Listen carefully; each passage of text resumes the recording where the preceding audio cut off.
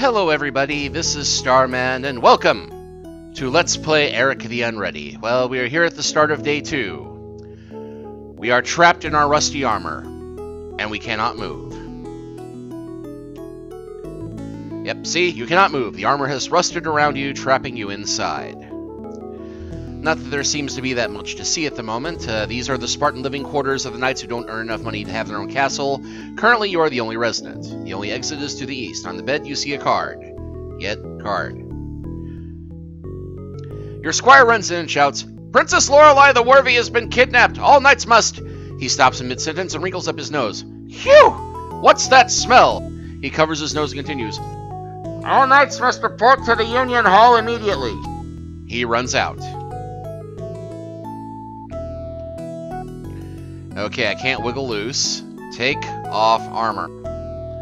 You can't move. The armor is rusted around you, trapping you inside. Call for help. Call for help. That doesn't make any sense to me. Okay? Call. Hey, we have a couple options here. 1-900-PRO-CLUE, 4 Gods, Viscon, Dominus, Rumbags, and this number. Oh, might as well try that one. Thank you for calling Legend Entertainment Customer Support. Hours of operation are 9 a.m. to 5 p.m. Monday through Friday. If you're calling from within the game, please check the reality setting on your machine. Otherwise, please hold and Rosie will be right with you. Your squire returns and says, "Let's go, Sir Eric, everyone is waiting." Only then does he notice your predicament. He starts pulling off bits of rusted armor off of you while breathlessly filling you in on the details. The princess returned from a carriage ride yesterday, but she retired immediately to the royal baths, which nobody quite understands because she already bathed once that day. Anyway, when she finished, she went to bed early. When her handmaidens went to wake her up today, she had disappeared. Now they're going to assign the quest to rescue her, and we're going to miss it unless you get moving. He pulls off the last piece of armor and races out the door. Well, let's go and get the card. Read card. It's a warranty card from Giovanni's House of Armor that guarantees that your armor will be rust-free for 1 year after purchase. There's a sketch of a suit of armor on the card with your measurements written alongside it. Come to think of it, the sketch looks a lot like the one that's in your game manual. For this is our copy protection. And a quick explanation for the younger players and viewers out there. Back in the day when they just started making CD-ROM games that could be copied easily, and even before when they had the old floppy disks that could be copied easily, in order to keep people from ripping off games, they had copy protection. So they had little codes in the game that, unless you had the manual and could type in the code, you wouldn't be able to advance in the game. Thankfully, I happen to have the copy protection, so I will be able to get past that, no problem. And as long as we're here, let's grab the helmet. Because you never know, we might need the protection, and at least we can wear the helmet without getting stuck. Getting off your bed first. Alright, this is the courtyard of King Fudd's castle, a towering pile of towers and turrets that Fudd himself designed with the help of the court wizard. The entrance to the castle lies to the north, and next to it is a tall tower with a strange dish-shaped collection of wires on top. There is a window high up in the tower and a garden at the base. The entrance to the barracks lies to the west, and the town itself lies to the south. You see a newspaper here. Well, we'll get the newspaper. The sergeant arm appears out of nowhere and drags you to the Union Hall.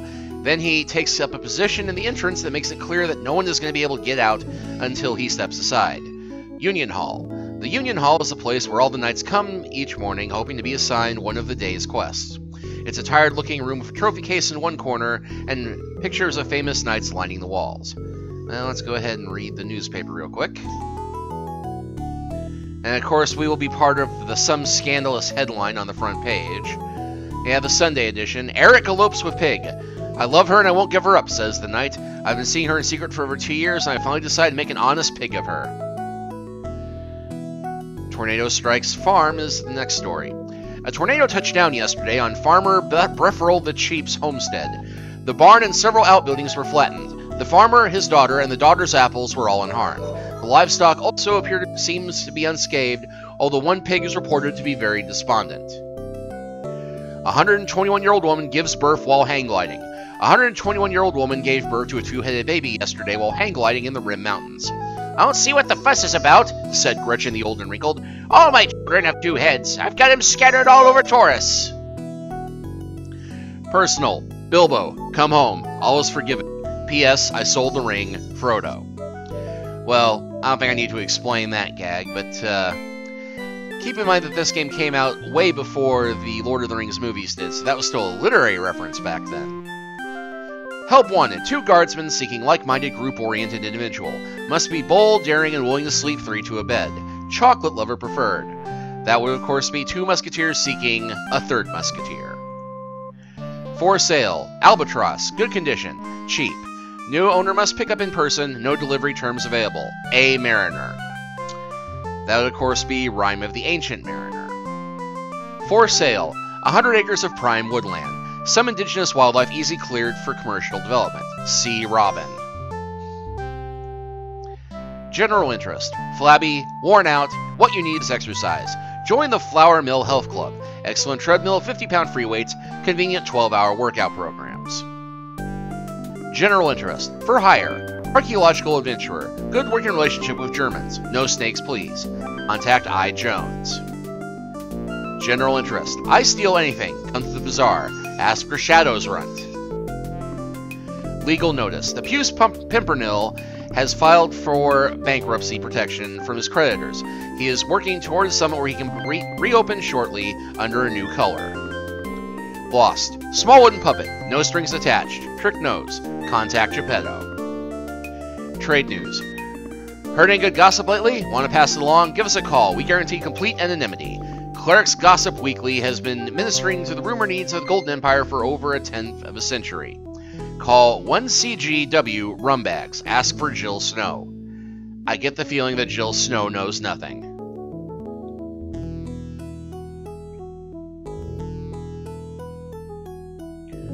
You overhear the conversation of some fat old knights sitting in the back of the hall. Soft, I calls him, Callowed. One good melee, a few severed limbs, and half of them would go running home to their mamas. Alright, well, thinking about what to do next. Let us look at the old knights. The old knights are scratching themselves and reminiscing about the good old days. And look at that fancy equipment. In our day, we didn't have lances. We had long sticks that we sharpened with our teeth, and helmets. We used kitchen pots on our heads and hope for the best. And let's talk to the old knights. You haven't mentioned how far you walked through the snow to get to school. Oh, it wasn't just the 20 miles through the snow. The hard part was that we didn't have any shoes, and it was uphill both ways, and we had to carry those darn lead weights. Do you think they might assign this quest to me? You! Ha! If they give you this quest, we'll eat our greaves. What's the maximum airspeed velocity of an unladen Carpathian swallow? Don't be daft, lad. The Carpathian swallow can't fly. Have any of you guys ever fought the Stygian dragon?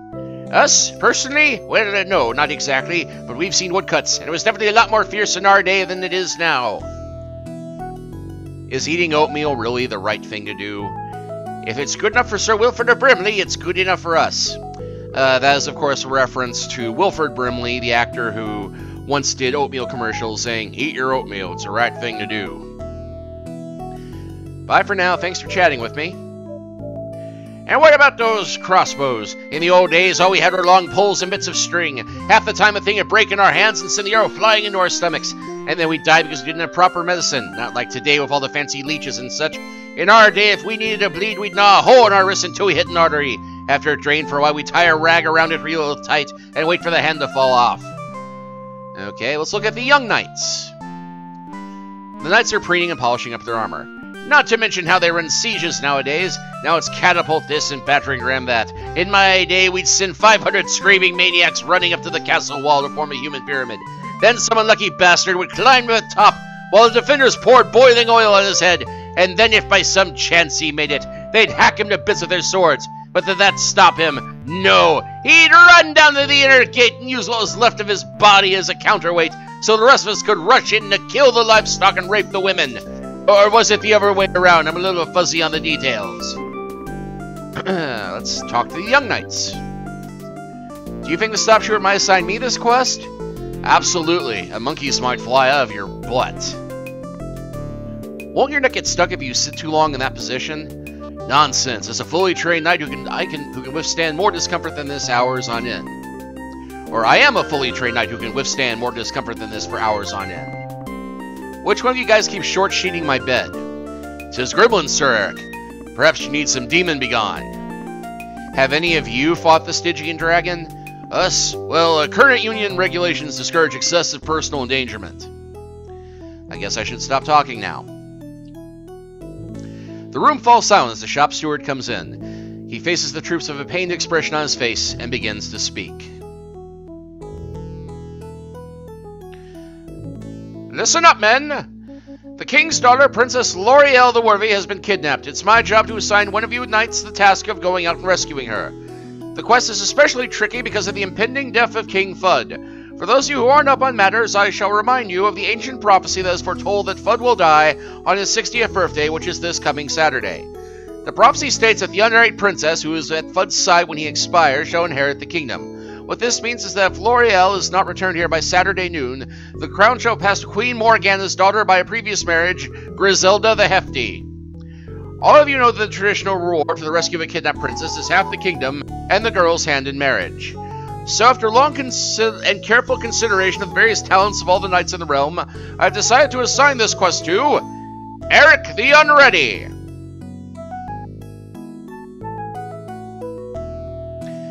Eric, shouts one knight, that incompetent! While Treasury still hasn't recovered from the cost of rebuilding Oryx House of Torches. Yes, shouts another, and Farmer Breadful the Sheep shows if you're how to get the chicken out of his butt. How can you pick Eric? Silence, roars the shop steward. The decision has been made, and the decision is final. The knights start to file out of the hall, glowering at you as they pass. A few of the older ones are angrily gnawing at their greaves. Soon you are left alone. And hey, what's this in the bookcase? Examine the hibachi. Once long ago, many knights rode out on a great quest. Their holy mission was to recover the most sacred artifact known to man, the vessel used at the Last Supper. After a year and a day, one knight returned from the quest mortally wounded. With his dying breath, he asked the vessel he found be permanently enshrined here in the Union Hall. His will was done, and thanks to his brave deeds, all who enter here are granted the sublime honor of seeing with their own eyes the Holy Grail. Let's go and examine the pictures here. Your eye falls on one of the pictures. Sir Gaspar the Hasty, killed in the line of duty. During the quest for the dragon of the Cabbage Patch, he was the first to track the infamous beast to its lair. He snuck up behind the monster and lifted its tail to strike the killing blow. But without warning, the dragon broke wind and incinerated the brave knight on the spot. Sir Theobald the Fat labored long and well in the king's service until he retired to become an instructor at the Knights Academy. There, he was killed by a student while standing next to a dummy during jousting practice. I think I know that guy. Sir Cedric the Patient died when he sought shelter from a summer shower in Dahlgreen Castle. His armor rusted while he was standing in the front hall, and no one realized the suit was occupied until a passing tourist peeked inside the following spring. Sir Gareth the Blonde. A pioneer of water safety, he was the first to advocate removing one's armor prior to diving into the ocean to rescue drowning victims. Died while demonstrating mouth-to-mouth resuscitation on the wife of a jealous duke. Sir Akeem the Tall, the tallest knight ever to enter the king's service. Like most knights, he died with his armor on. His untimely demise occurred during a thunderstorm when he raised his hand to point at the cloud from which a lightning bolt had just come a few moments before. And I think it's going to start repeating itself at this point. Yep. Theobald the Fat.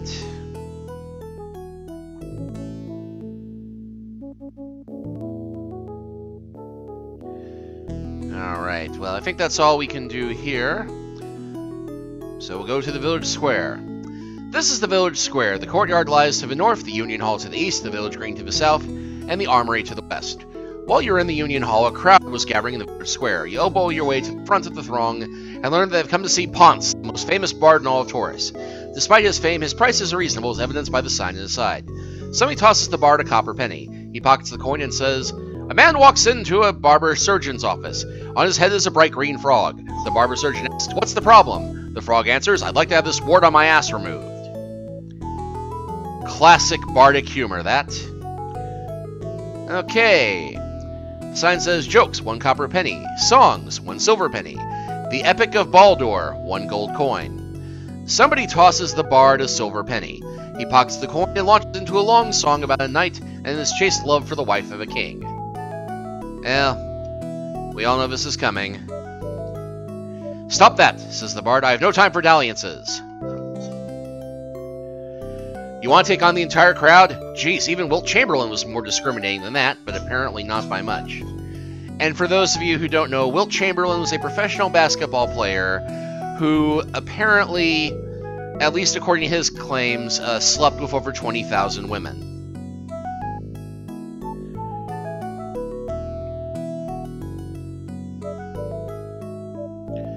The bard finishes his song. And we can sit here for a bit and listen to some of these jokes.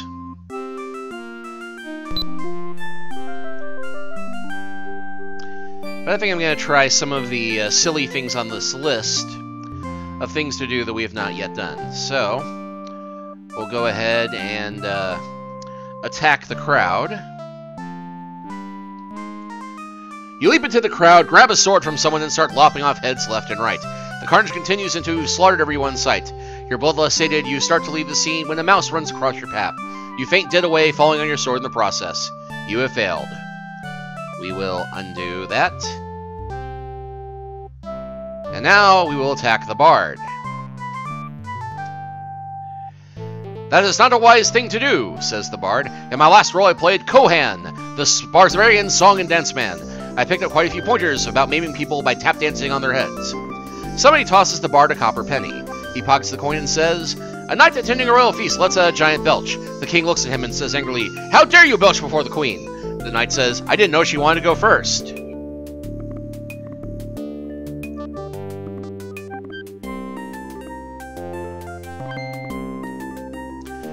Somebody tosses the bard a silver penny. He pockets the coin and launches into a long song about the mother of all jousts. Somebody tosses the bard a copper penny. He pockets the coin and says, a foreign duke came to Fudd's court and checked into the most expensive inn in the village. He hired a local interpreter because he did not speak our language. As he was unpacking, 2 masked bandits burst in, swords in their hands. They demanded the duke's famous jewels. The interpreter translated their demands. In his native tongue, the duke told the bandits to go to hell. He had no jewels. One of the bandits said, we know he has jewels. We're going to count to 3. If we don't get the jewels, we're going to cut off his head. The interpreter conveyed the message to the duke, who said in his own language, I don't want to die. Tell them the jewels are hidden in the false bottom of the trunk. The interpreter said to the bandits, he'd rather die than tell you where the jewels are. Someone tosses the bard a silver penny. He pockets the coin, launches into a long song about the quest for the Holy Grail. Someone tosses the bard a copper penny. He pockets the coin and says, what does a female millipede do when she doesn't want to make love? She crosses her leg and says, no, no, 1,000 times no. Okay, silver penny pockets the coin, launches into a long song about 7 castaways on a deserted island.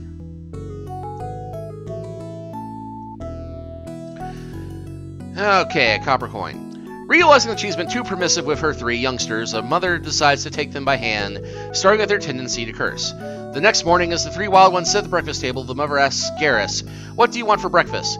Garrus says, I'll have some of that damn dry cereal.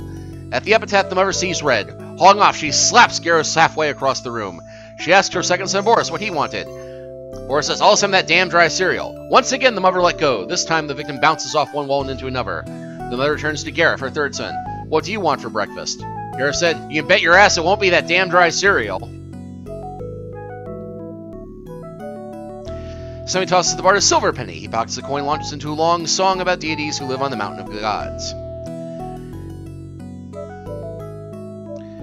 And another joke. There were once 2 weevils. One worked very hard and became very rich. The other did nothing and became the lesser of 2 weevils. Someone tosses the bard a silver penny. He pockets the coin, launches into a long song about the creation of Taurus. As a reward for winning a race, a young stallion was put in a compound with a beautiful female zebra. As the next day dawned, the keeper ran to see how the horse had made out, and was chagrined to see the horse leaning up against a tree. His mane was disheveled, his body was covered with welts from angry hooves, and he had 2 gigantic black eyes. Astonished, the zookeeper asked what had happened. The horse said, I spent the whole night trying to take off her pajamas. Okay, he launches into a long song about a beautiful princess and her love for a lowly knight.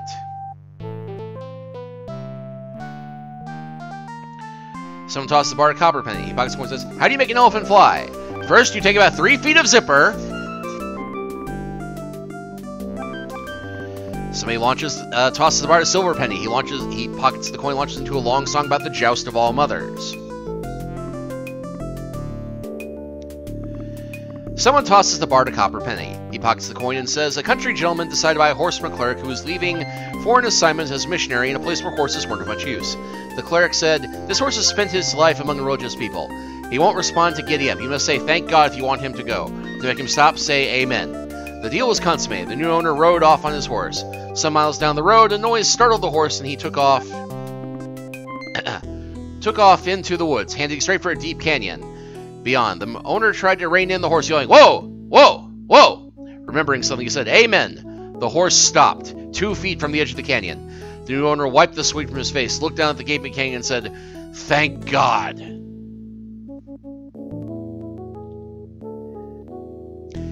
And yet, you actually can stand around all day waiting. But if you wait past a certain point, you're going to get killed. Someone tosses the bard a silver penny. He pockets the coin and launches into a long song about an orphan boy who grew up to become king. Someone tosses the bard a copper penny. He pockets the coin. 2 ants were on a box of cereal, and one of them started to run fast. The other said, why are you racing like that?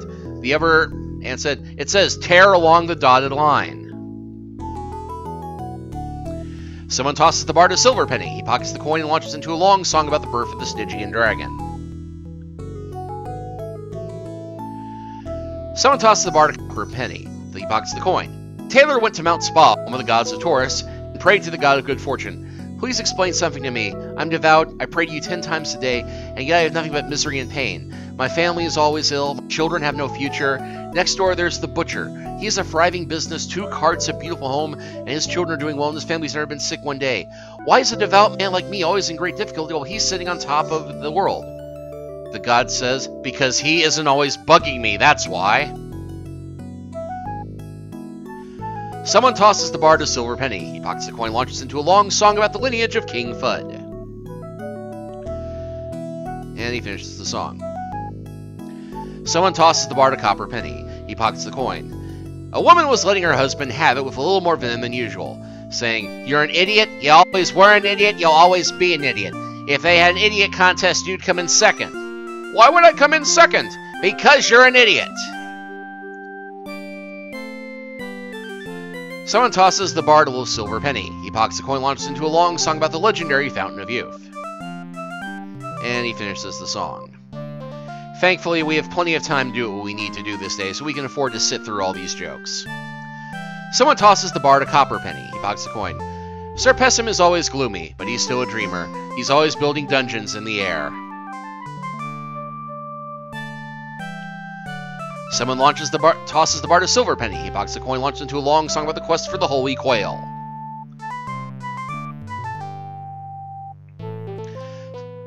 He pockets the coin and says, I took my son to the opera. He sat through a half hour and asked me, why is nobody hitting that fat lady? Or why is somebody hitting that fat lady?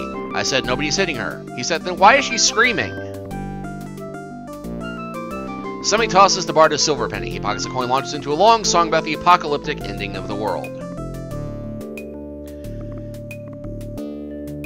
And we're back to the wart on my ass being removed joke. And yes, okay, now we are repeating the jokes. So let's go ahead and talk to Ponce real quick.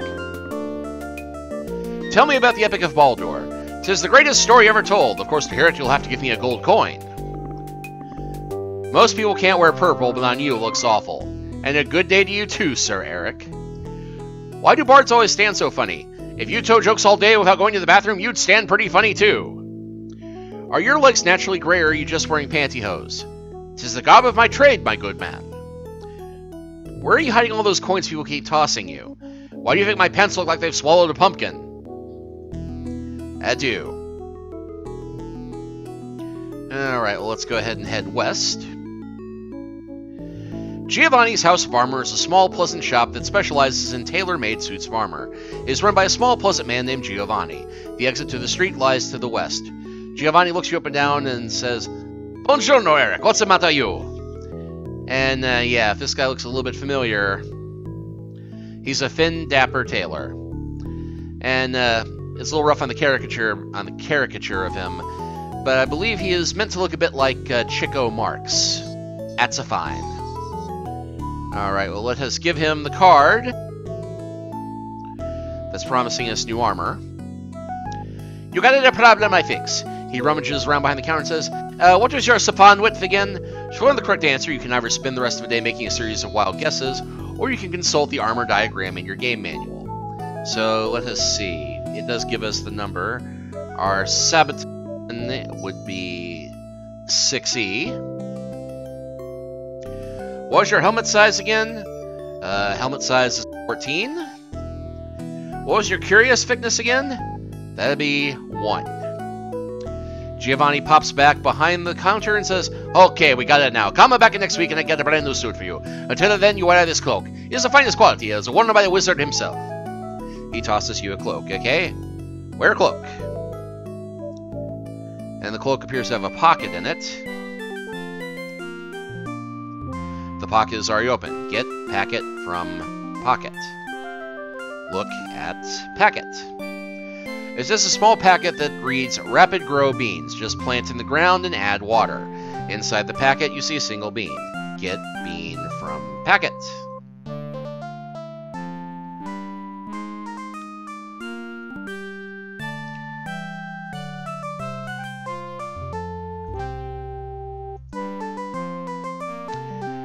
It bears an uncanny resemblance to your first-year roommate at the Fly-By-Night Academy. "I wonder what happened to old Binky," you ask yourself. Then you remember with a guilty start the unfortunate episode where you accidentally spilled sneezing powder on the dragon during a Dragonfight 101 class when old Binky happened to be looking the other way. Whoops. Well, another fun thing on the list here. It says that I should burn my card. You must specify what you want to burn the card with. Well, I guess I will need something to burn it with first, won't I? That's just logical.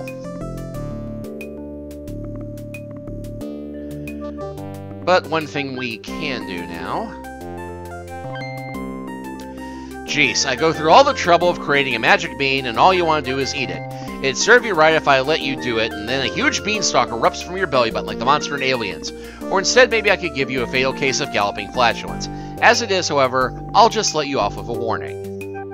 Yeah, we're gonna try it again. A giant beanstalk sprouts out of your butt, hits the ground, propels you skyward like a rocket. Your head breaks through the cloud cover at several thousand feet. There, a large giant picks you up and says, "Fee, fi, fo, fum. I smell the blood of an Englishman." Excuse me, you say, but are you aware that fum doesn't rhyme with man? Huh? Furthermore, you continue, calling any human who comes over an Englishman betrays an appallingly egocentricity which is severely outdated. "Oh, sorry," says the giant, and then he bites off your head. You have failed. So yes, we will of course undo that.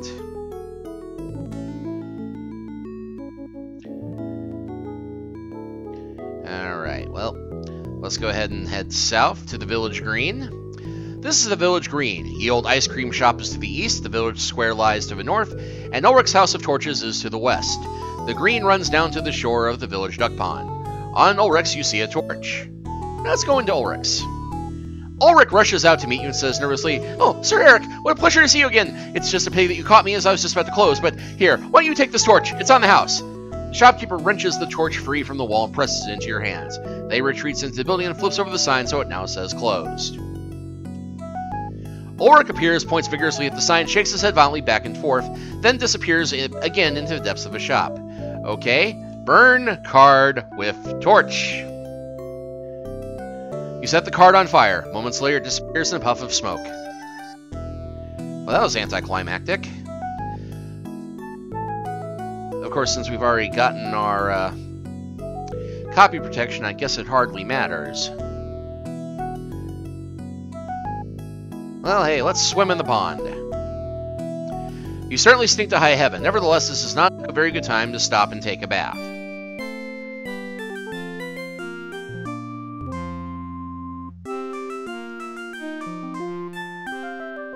Ice cream shop. This is a small ice cream shop that is extremely cold and uncomfortable. A teenager stands behind the counter, shivering almost uncontrollably, even though he is wearing lots of heavy clothes and some earmuffs. On the wall behind him is a sign. There's a fireplace in the corner. The only exit is to the west. "Welcome to Baskin Bobbins," says the boy. "It's a pleasure to meet you." Alright, let's examine the sign. 32 flavors. Save special root beer floats. Only 1 gold coin. Offer limited to 1 per customer. The earmuffs look warm and fuzzy. Examine Bobbin. He's a slightly overweight lad who looks like he sampled the wares a bit too often. Let us talk to Bobbin. Those look like really nice earmuffs. Really? I hate them. I only have them because it's always so cold in here. Hey, I'm over here. Sorry, I was just thinking about the music from Swan Lake. I think I just saw your mother out on the duck pond. Yeah, this would be a reference to the Loom games where the main character is named Bobbin and his mother was turned into a swan. Stop kidding around. You're going to buy anything or not? I'd like to try out one of your 32 flavors. Sorry, someone has eaten everything. We don't have enough left for the root beer float special. I'd like to buy a root beer float. Certainly, that'll be 1 gold coin, please. Maybe I'll check back with you later. Oh, if only I had 1 gold coin, the things I could do with it. But instead, I think I'm going to fill my helmet with water. You dip your helmet into the pond and fill it up with water. Now, why am I doing that? Well, there is method to my madness. And that madness is that earlier we did pass this garden. So we're going to go ahead and plant the seed. The bean. Plant bean. Water the bean. You pour the water out onto the bean. There's a flash of light, and suddenly a tall, thin beanstalk spirals up the side of the tower. Score has gone up by 10. Let's see, what is my score right now? You have achieved a score of 68 out of 1,107 turns. Not bad. You clamber up the beanstalk. You poke your head in the window and see a bizarre figure seated in a chair. He appears to be a wizard, but he's not like any mage you've ever seen before. The figure looks up from the box he's watching and speaks. Now here's a silly question. He's got antenna on the TV, but there's a satellite dish on top of the tower. Oh, there you are! I was wondering what was keeping you. And then I lost track of time. These damn giants can't win a game to save their lives. I just know I'm gonna lose that bet with Merlin. He stares up the ceiling. Wonder if he's been rigging the games again. He suddenly seems to notice you all over again and says, "Yes, well, be that as it may, what you need to do here is fetch me a root beer float." He flips you a gold coin. "Come back when you've got it, and then we'll talk." The coin sails out the window and floats lazily past your head. It comes to a stop in midair and hovers just beyond your reach. You hang on to the beanstalk and lean way over. The stalk starts to pull away from the tower. You grab the coin just as the vine pulls clear, and you come crashing to the ground. The beanstalk shrivels up and disappears. Well, he wants a root beer float. So let's go get him a root beer float.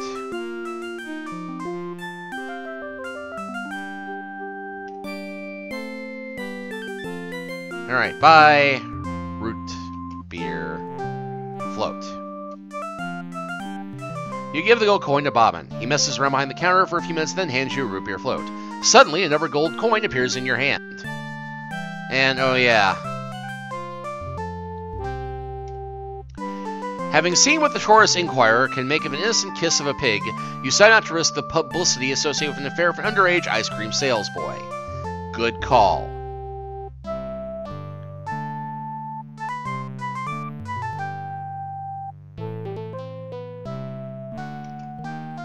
But we'll go ahead and try this. You bear your bottom at Ponce, but he appears fundamentally unimpressed.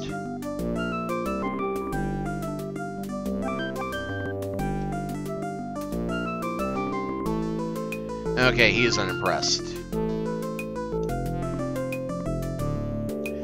You make a big mistake, Eric. It's a no gay Italiano man, only sissy Italians. Oh, Sicilians. Kind of thing we didn't really talk to him. So let's try that real quick. I'm really glad my old suit was under warranty. Me too. I think of my lucky stars I give it to you a whole new expense suit for free. Do you also do shocks and mufflers? You make it a joke, you crack me over. Do you do rentals? Many years ago I do riddles, but everything come back all banged up, and now no more. Arrivederci.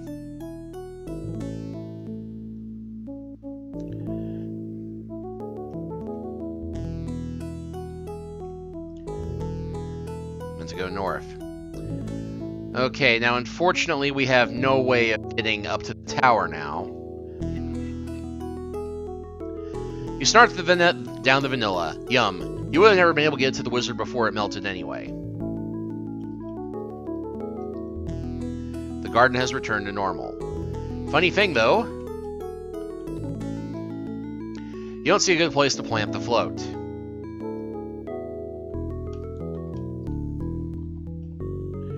You spill out a little of the liquid. It runs down the garden and seeps into the ground. After a moment, you hear a quiet "eck" from somewhere below your feet.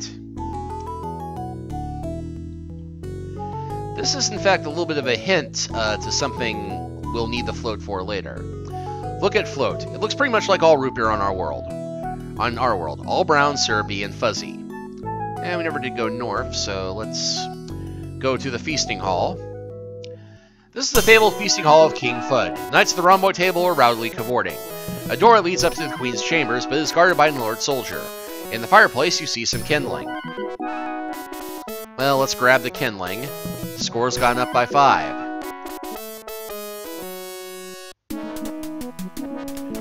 Hey guys, how come nobody invited me to the party?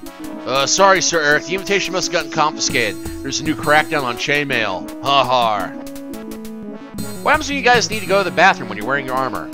That's why the quick-handed squires always get top money. Say, fellas, let me set you straight about me and the pig. Say no more, my good man, 'tis nothing to us. Oink oink. What's with the alert guard over there? He's the Queen's man. He guards the stairs that lead to her chambers. Party on, dudes. Alright, let's talk to the guard. What's going on upstairs? Sir Pectoral and Queen Morgana are in private conference. They are not to be disturbed. If I told you I was here on the king's business, would you let me go up? No, I would laugh in your face. I'm here on the king's business. Ha ha ha ha ha! Look, it's Haley's comment. Nice try, but you still can't go up. Why don't you go cavort with the Everknights for a while? I'll stand guard here for you. Ooh, okay. Oops, sorry, I just remembered my cavorter is broken. If I gave you a nice shiny gold coin, will you let me up the stairs? Sure. I know I am licked, I'll leave you alone now. Okay, give coin to guard. The guard pockets the coin, but makes no move to step aside. He grins to you and says, "Sucker!" A moment later, you notice a new coin has appeared in your hand. Well, a couple more fun things we can try here. But I'm going to go ahead and save again. Attack! Knights. Unseen by you, a knight gets down on all fours behind you. Another knight gives you a shove in the chest, you go tumbling over backwards. You scramble to your feet, red-faced with embarrassment. The guard merely raises an eyebrow, but that's enough to stop you in your tracks. Okay.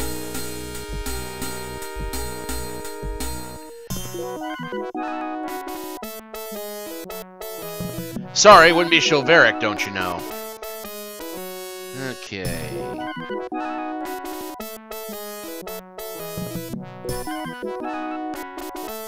Well, that's almost everything on the funny stuff list.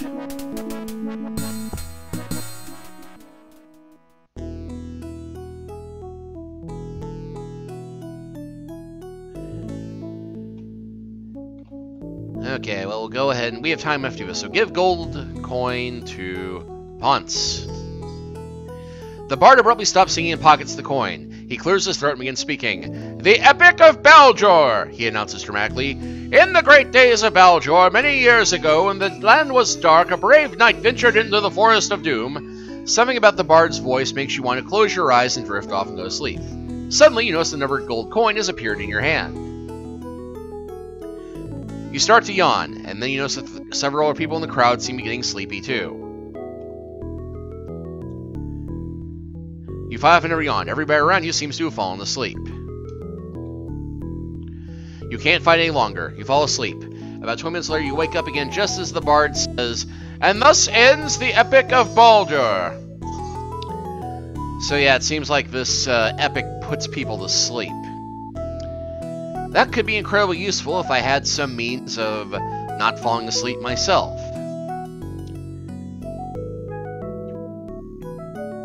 Thankfully, I might just have one. So we will put the kindling in the fireplace.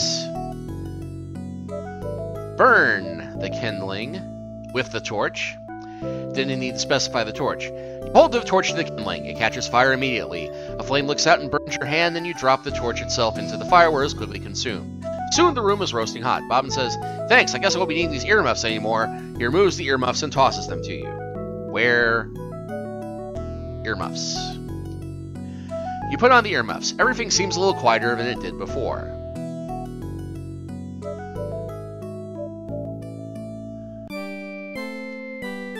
Well, one more fun thing we can try. Throw a helmet into pond. You dip your helmet into the pond and fill it with water.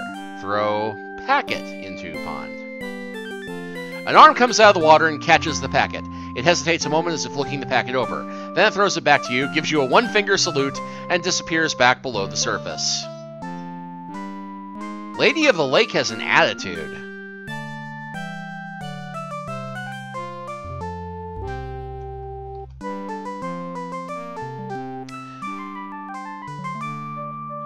And yes, this time we do it, but everybody else gets drowsy. Ponce sees that you haven't fallen asleep. Then he notices the earmuff and says, "What a great idea! This story is so boring that even I have to work hard to stay awake." "If it's so boring," you ask, "why are you keeping it in your repertoire?" "Because if you're a bard, everybody expects you to know it. Besides, I've heard it's a favorite of the Knights of the Rhomboid table. Despite all the honors I've received from my career, I've still never performed in Fudd's Feasting Hall. The Epic of Baldur is my best chance to make that dream come true." "Well, performing for the Knights of the Rhomboid table is so important to you, I can arrange it. All you have to do is follow me. Are you interested?" "Most certainly. Give me a moment." The bard walks over to the sleeping crowd and shouts, "Wake up! Show's over! Go home!" The people start climb groggily to their feet and then stumble away. Then the bard turns to you and says, "Lead on, young men! Whither thou goest, thither shall I follow."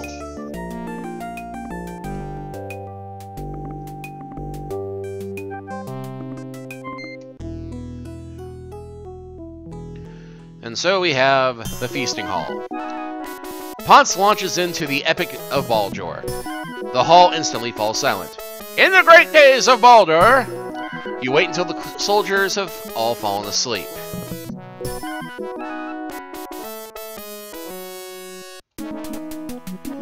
So that's your plan. First you knock him out, then you have your way with him. Very clever.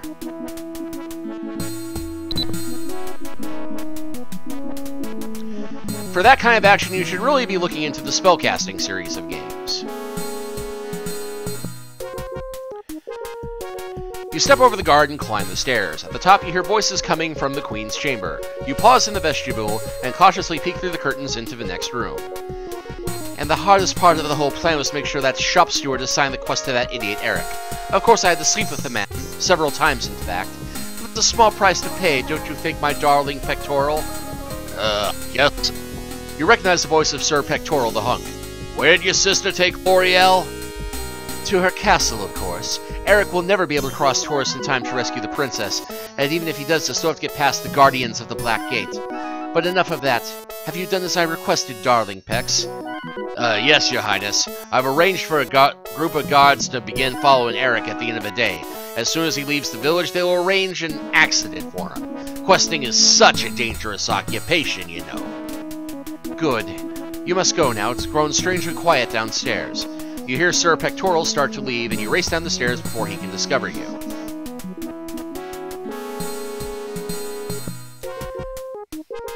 As you reach the bottom of the stairs, you hear the bard say, "And thus end the Epic of Baldur."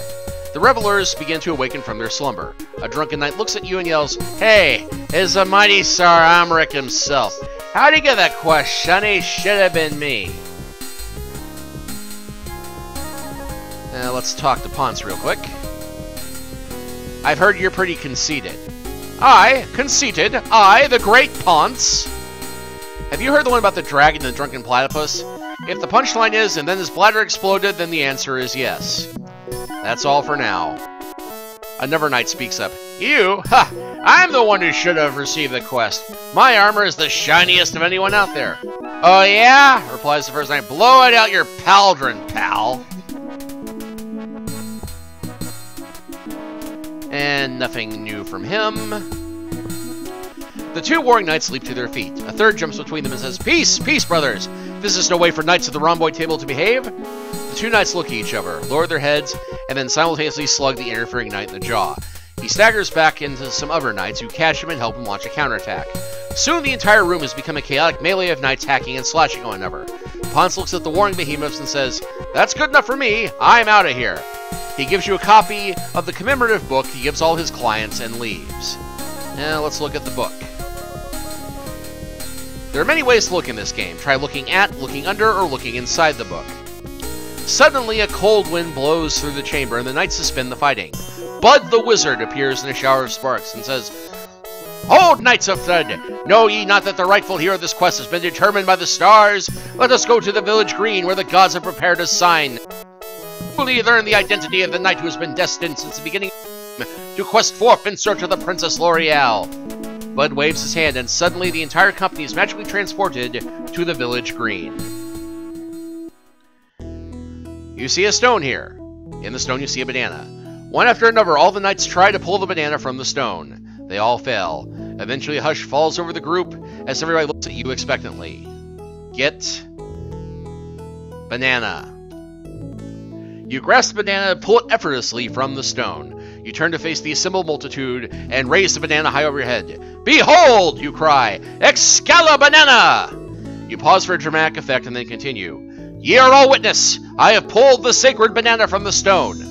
The knights stare at you for a moment, and then one of them says, "Stupid quest anyway. Probably get killed," says never. "I'd bet on it," says the third. "How much?" 10 gold pieces." "Will you give odds?" 1,001. The knights cluster around the odds maker, trying to get a bet down against your success, and they all wander off in a clump. Suddenly, the air around you shimmers, and Bud the Wizard appears once again.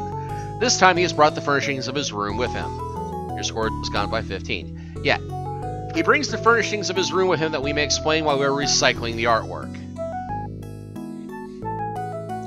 Jeez, you sure pick awkward times to interrupt. Just hold on a moment, okay? The wizard looks down at the magic screen in front of him. Suddenly, he gets very excited and shouts, "It's up! It's good!" After a moment, he calms down and turns his attention back to you. "By now, Eric, you should have learned that the evil Queen Morgana is behind the kidnapping of L'Oreal the Worthy. The Queen has imprisoned the girl in the castle of her sister, an exceedingly wicked witch. She plans to marry the princess off to a beast from the other side of Taurus.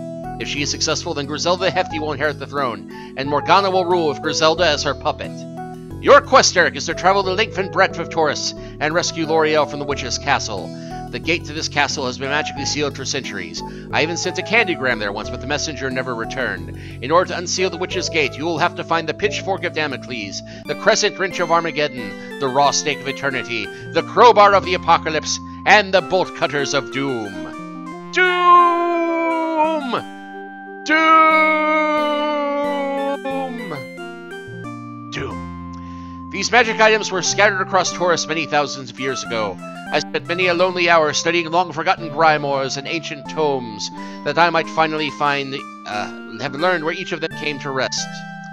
Yeah, it's grimoires, isn't it? Grimoire. However you say it. The pitchfork of Damocles is entangled in the leaves of the tallest tree in the enchanted forest. The crescent wrench of Armageddon hides deep within the walls of Leicester Castle. The raw stake of eternity is guarded by the dreaded Stygian dragon. The crowbar of the apocalypse rests somewhere in the mist that enshroud the mountain of the gods, and the bolt cutters of doom are kept by a mysterious enchanter who lives in the swamp of perdition. Although you must make this journey alone, Eric, I will be with you in spirit, as long as the Packers aren't playing that day. I give you this magic backpack, the properties of which will become evident as your quest progresses. What you must do now, Eric, is throw the magic banana into the duck pond. Thereafter, anytime you're near a body of water, you can summon the magic banana to your side using Yoo-Hoo, the ancient spell of summoning. The image starts to fade, but then grows stronger again. By the way, you forget about getting me that root beer float. The way the Giants are playing it makes myself up something a little stronger. Goodbye, Eric. The image flickers, and then he is gone. Bud disappears, and once again, you are alone. Well, one more funny thing that we can try here, looking at the list. Let's see, burn the warranty card, attack the knights in the feasting hall, listen to all the bard jokes, attack the bard, attack the crowd, eat the bean again, throw something besides the banana into the duck pond, look at the hibachi, look at the dummy in Giovanni's, examine the pictures in the Union Hall. Got one more. And this one, it's an in-joke for the fans of the Spellcasting 101 games.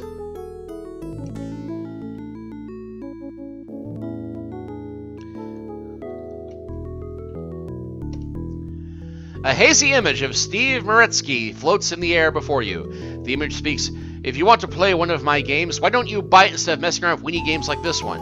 A much clearer image of Bob Bates appears in the air next to the obviously inferior Meretzky projection. "Beat it," the second image says, "and don't swipe any of my code while you're on the way out." Meretzky's image fades. Bates' image lingers a moment, then looks around to make sure nothing is missing, and then disappears. Yes, Bob Bates is, of course, the maker of this game. Steve Meretzky was one of the Infocom programmers responsible for, among other things, The Hitchhiker's Guide to the Galaxy, Zork Zero, and Levered Goddesses of Phobos. And Foy is a spell that creates banana daiquiris, if I remember correctly, which I'm probably not. But now we shall throw the banana into the pond. An arm emerges from the water and catches the banana. It waves the fruit around 3 times and then slides back down to the water. As it disappears from sight, you hear a mighty thunderclap.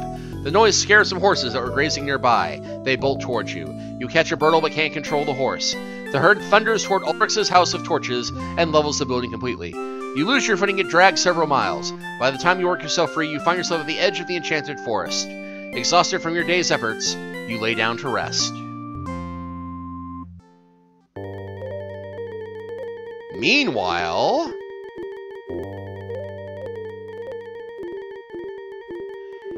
How nice to see you, L'Oreal! So kind of you to pay me a visit. Set me free, you witch! How dare you kidnap me? My father will have you killed for this! Nonsense, my dear! Your father will be dead by the end of the week! Your stepsister Griselda will be by his side when he dies. Through her, Morgana and I shall rule all of Taurus! You'll never get away with it. The Knights of the Rhomboid table will surely come and rescue me. Them? Ha! At this moment, they're all drinking and cavorting in their feasting hall. Only one so-called knight is coming after you, my pretty. Eric the Unready. You may as well give up now. No, Eric is noble and bold. If he has undertaken the quest to rescue me, then I know he shall do it. Guard, take her to the dungeon! And sudden animated sequence of much higher quality than the rest. Godspeed, Sir Eric. You are my only hope.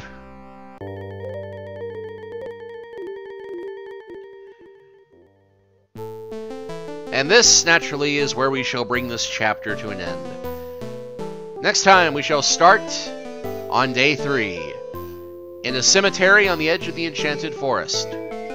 Be you bold enough to join me next time? I hope verily it is so. And I shall see thee then.